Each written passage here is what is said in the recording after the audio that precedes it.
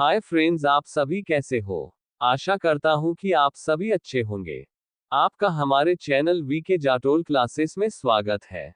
आज के इस वीडियो में हम 21 नवंबर 2025 के मुख्य करंट अफेयर्स और उसके एक्सप्लेन के बारे में चर्चा करेंगे। प्रश्न नंबर 1, भारत द्वारा प्रस्तावित दुनिया की सबसे गहरी पानी के नीचे अनुसंधान प्रयोगशाला किस महासागर में स्थापित की जाएगी? ए. हिंद महासागर, बी. प्रशांत महासागर, सी. अटलांटिक महासागर, डी. आर्कटिक महासागर। दोस्तों, आपका सही आंसर ऑप्शन नंबर ए, हिंद महासागर होगा। भारत जल्द ही गहरे समुद्री विज्ञान के क्षेत्र में एक ऐतिहासिक और वैश्विक कीर्तिमान स्थापित करने जा रहा है।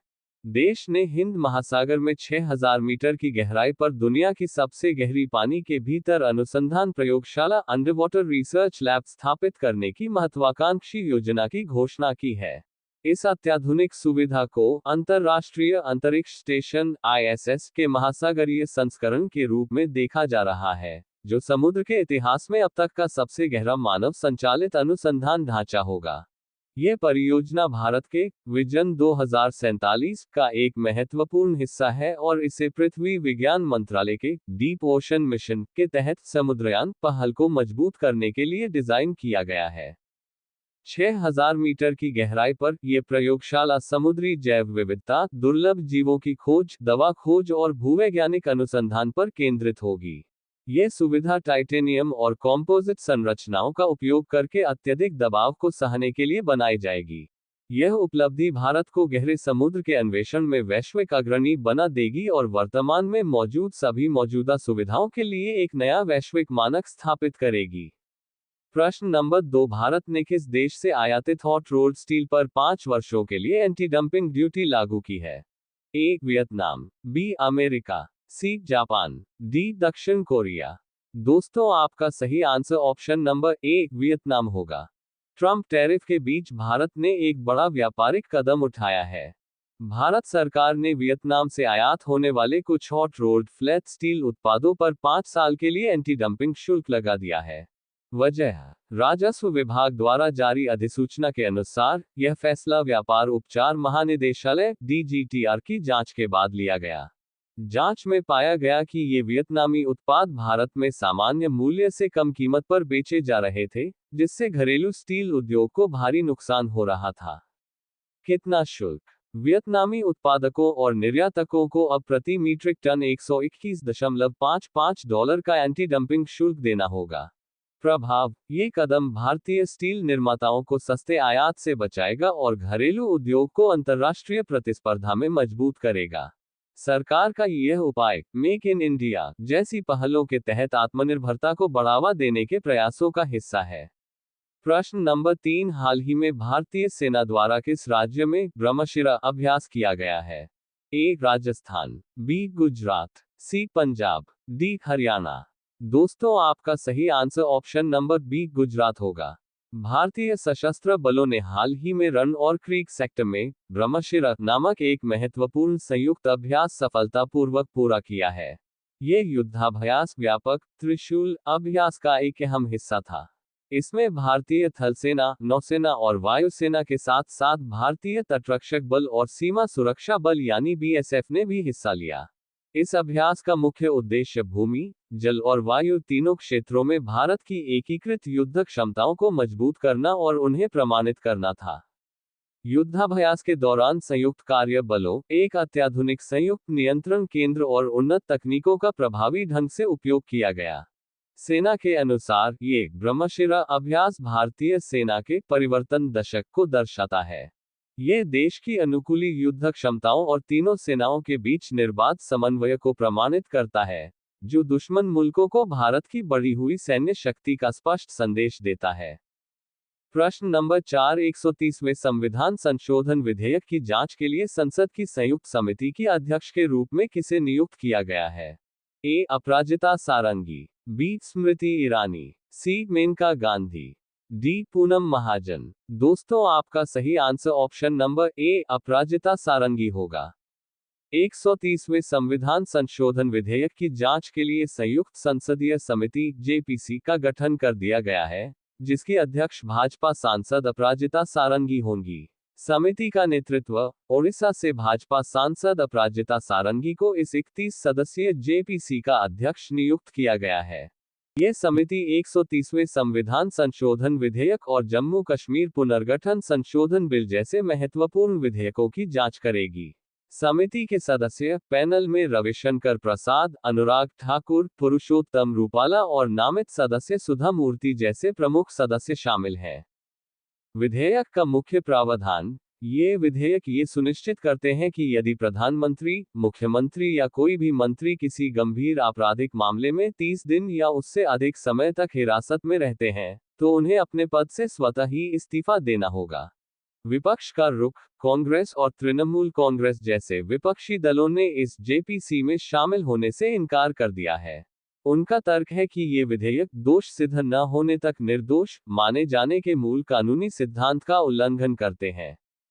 प्रश्न नंबर 5, हाल ही में न्यूरोटेक्नोलॉजी के लिए दुनिया का पहला वैश्विक नैतिक ढांचा किस संगठन द्वारा अपनाया गया है? A. WHO, B. World bank, C. UNESCO, D. IMF। दोस्तों, आपका सही answer option number C. UNESCO होगा।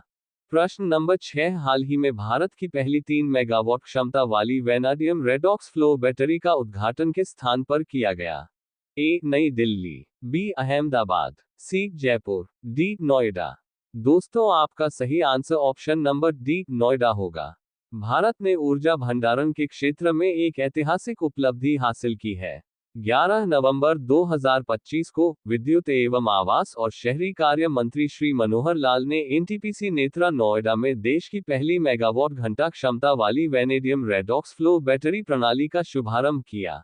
यह अत्याधुनिक 3 MWH क्षमता वाली बैटरी भारत के दीर्घकालिक ऊर्जा भंडारण के लक्ष्य की दिशा में एक बड़ा कदम है। इसका मुख्य उद्देश्य सौर और पवन ऊर्जा जैसे अनियमित नवीकरणीय ऊर्जा स्रोतों को ग्रिड में स्थिरता के साथ जोड़ना है।